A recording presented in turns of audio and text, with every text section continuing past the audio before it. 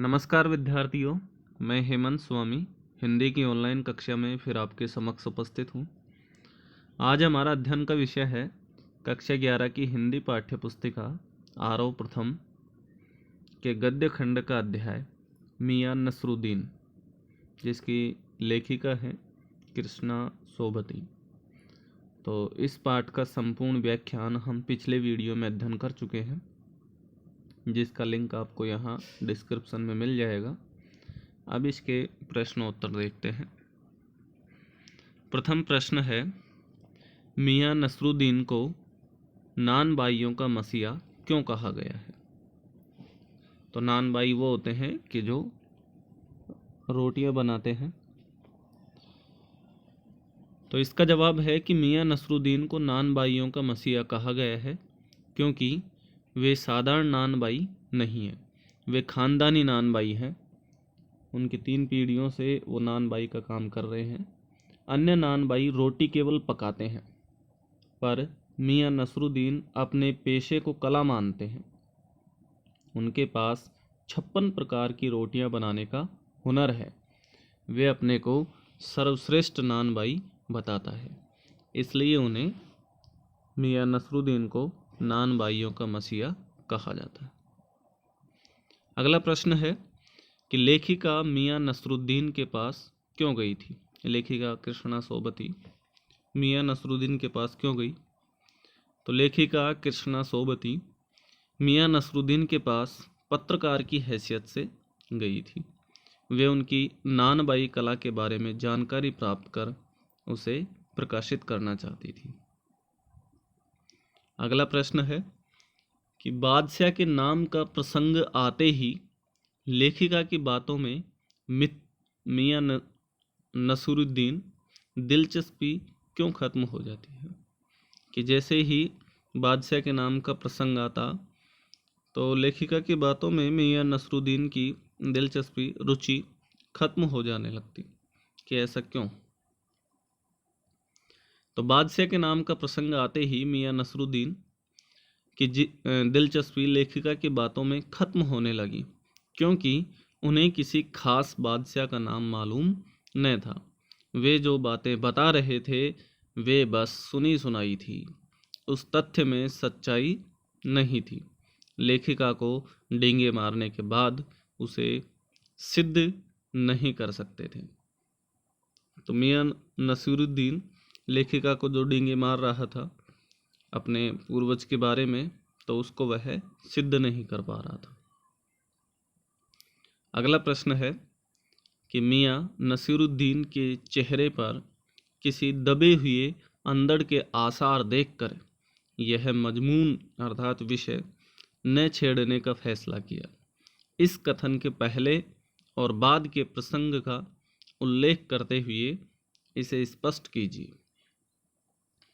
तो बादशाह के नाम का प्रसंग आते ही मियां नसीरुद्दीन की दिलचस्पी लेखिका की बातों में खत्म होने लगी।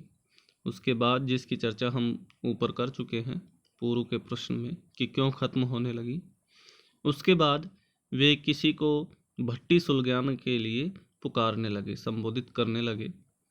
तभी लेखिका के पूछने पर उन्होंने बताया वे उनके कारीगर हैं। तभी लेखिका के मन में आया कि पूछ लें आपके बेटे बेटियां हैं, पर उनके चेहरे पर बेरुखी देखी तो उन्होंने उस विषय में कुछ न पूछना ही ठीक समझा। अगला प्रश्न है, पाठ में मियां नसीरुद्दीन का शब्द चित्र लेखिका ने कैसे खींचा है?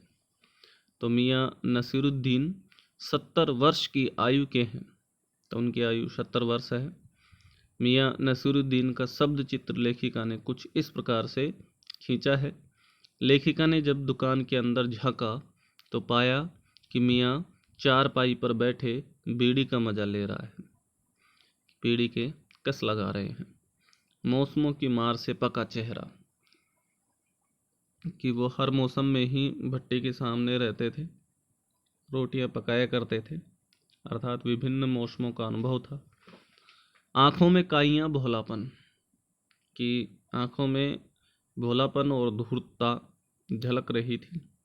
पेशानी पर मंजे हुए कारीगर के तेवर।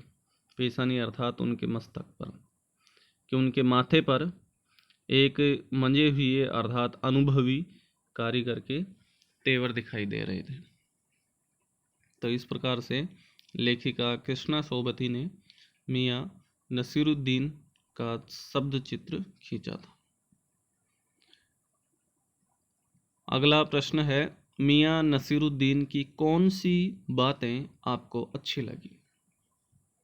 तो इसका जवाब है, मियाँ नसीरुद्दीन की निम्नलिखित बातें हमें अच्छी लगी। उनका आत्मविश्वास से भरा व्यक्तित्व, काम के प्रति रुचि एवं लगाव, सटीक उत्तर देने की कला, तरह तरह की रोटियां बनाने में महारत और शागिर्द अर्थात शिष्य को उचित वेतन देना। तो ये सारी बातें हमें इस अध्याय में अच्छी लगी मियाँ नसीरुद्दीन की। अगला प्रश्न है, तालीम की तालीम ही बड़ी चीज होती है। यहाँ लेखक ने तालीम शब्द का 2 बार प्रयोग क्यों किया है? क्या आप दूसरी बार आए तालीम शब्द की जगह कोई अन्य शब्द रख सकते हैं? लिखिए। तो वैसे तालीम का शाब्दिक अर्थ शिक्षा होता है, तो इन दोनों में ही शिक्षा का प्रयोग किया है, लेकिन हम दूसरा शब्द यहाँ रख सकते हैं कि लेखिका ने तालीम शब्द का प्रयोग 2 बार किया है। क्रमशः उनका अर्थ काम की ट्रेनिंग, प्रशिक्षण और शिक्षा है। प्रथम तालीम प्रशिक्षण से लिया गया है और दूसरा शिक्षा। हम दूसरी बार आए तालीम की जगह शब्द रख सकते हैं कि तालीम की शिक्षा। अगला प्रश्न है, मियाँ नसीरुद्दीन तीसरी पीढ़ी के हैं जिसने अपने खानदानी व्यवसाय को अपनाया। वर्तमान समय में प्राय लोग अपने पारंपरिक व्यवसाय को नहीं अपना रहे हैं, ऐसा क्यों? कि जिस प्रकार से मियाँ नसीरुद्दीन ने अपने पैतृक व्यवसाय को अपनाया था, तो वर्तमान समय में पारंपरिक या पैतृक व्यवसाय को नहीं अपनाया जा रहा है। इसका कारण पूछा गया है। तो देखते हैं कि मियाँ नसीरुद्दीन तीसरी पीढ़ी के हैं। पहले उनके दादा साहिब थे आला नानबाई मियाँ कल्लन, और दूसरे उनके वालिद अर्थात पिता मियाँ बरकत शाही नानबाई। और वर्तमान समय में प्राय लोग अपने पारंपरिक व्यवसाय को नहीं अपना रहे हैं, क्योंकि पारंपरिक व्यवसाय की ओर लोगों की रुचि कम हो गई है। लोग अब पढ़ लिख कर तकनीकी और शैक्षिक व्यवसाय की ओर जाना पसंद करते हैं। अगला प्रश्न है, ये स्क्रॉल हो गया है, तो 8 प्रश्न का अध्ययन कर चुके हैं। 9वां प्रश्न है, मियाँ कहीं अखबार नवीस तो नहीं हो? अखबार नवीस अर्थात पत्रकार। यह तो खोजियों की खुराफात है। अखबार की भूमिका को देखते हुए इस पर टिप्पणी करें। तो अखबार नवीस पत्रकार को कहते हैं। अखबार की समाज को जागृत करने में अहम भूमिका होती है, कि समाज का ये प्रमुख, राष्ट्र का प्रमुख स्तंभ होता है ये। अखबार जनता को न्याय भी दिला सकता है, परंतु आजकल के अखबार में बातों को बहुत बड़ा चढ़ाकर लिखते हैं, जिससे लोगों में उनका प्रभाव कम हो गया है। और अखबारों में, वर्तमान के अखबारों में उतनी पारदर्शिता भी नहीं रही है जैसा कि उनका कर्तव्य होता है। अगला प्रश्न है भाषा से संबंधित, जिसमें ये दिया गया है कि 3-4 वाक्यों में अनुकूल प्रसंग तैयार कर नीचे दिए गए वाक्यों का इस्तेमाल करें। तो एक दिया हुआ है कि पंच हजारी अंदाज से सिर हिलाया, तो इसको वाक्यों में प्रयोग करना है। आँखों के कंचे हम पर फेर दिए, आ बैठे उन्हीं के ठिए पर। तो ये इस अध्याय से लिए गए हैं, जो हमें एक नए वाक्य रूप में तैयार करने हैं। तो इसका उत्तर है कि प्रथम दिया हुआ था पंच हजारी अंदाज में सिर हिलाया, तो इसका प्रयोग किया गया है कि हमारे पड़ोसी आसपास के लोग को मुफ्त में योग सिखाते हैं। एक दिन मैंने उनकी तारीफ की तो उन्होंने पंच हजारी अंदाज में सिर हिलाया। अगला है कि अपनी आंखों के कंचे हम पर फेर दिए। तो इसका प्रयोग है कि हमारे मित्र जब अपनी कविता की बढ़ चढ़कर प्रशंसा कर रहे थे तो मैंने उनसे बेहतर कविताओं के उदाहरण दिए। इस पर नाराज होकर उन्होंने अपनी आंखों के कंचे हम पर फेर दिए। अगला इसका प्रयोग है आ बैठा उन्हीं के ठिए पर। तो कर्तव्यनिष्ठ पिताजी के स्वर्ग सिधारने के बाद उनका नकारा अकर्मण्य बेटा आ बैठा उन्हीं के ठिए पर, उन्हीं के स्थान पर बैठा है। तो इसका अगला प्रश्न है भाषा से संबंधित, बिटर बिटर देखना। यहाँ देखने के लिए खास तरीकों को प्रकट किया है। बिटर बिटर देखना, देखने संबंधी इस प्रकार के 4 क्रिया विशेषणों का प्रयोग करके वाक्य बनाइए। तो देखने से संबंधित होने चाहिए, तो उनसे वाक्य का निर्माण करना है। देखते हैं कि प्रथम है घूर घूर कर देखना। तो इसका वाक्यों में प्रयोग है कि बस मैं एक बदमाश युवक युवती को घूर घूर कर देख रहा था। अगला है टकटकी लगाकर देखना। तो इसका वाक्य है कि चांदनी रात में आसमान में खिले चांद तारों को टकटकी लगाकर देखा जाता है।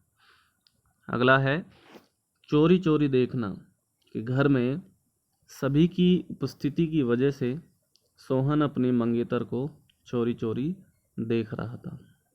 नायक नायिका को चोरी चोरी देख रहा था। अगला है कि सहमी सहमी नज़रों से देखना। तो इसका प्रयोग है कि भीड़ में खोया हुआ बच्चा जब अपने परिवार को मिलता है तब वह सहमी सहमी नज़रों से सबको देखता है। तो इसका अगला प्रश्न है भाषा से संबंधित तीसरा प्रश्न है, दिए गए वाक्यों में अर्थ पर बल देने के लिए शब्द क्रम परिवर्तन किया गया है।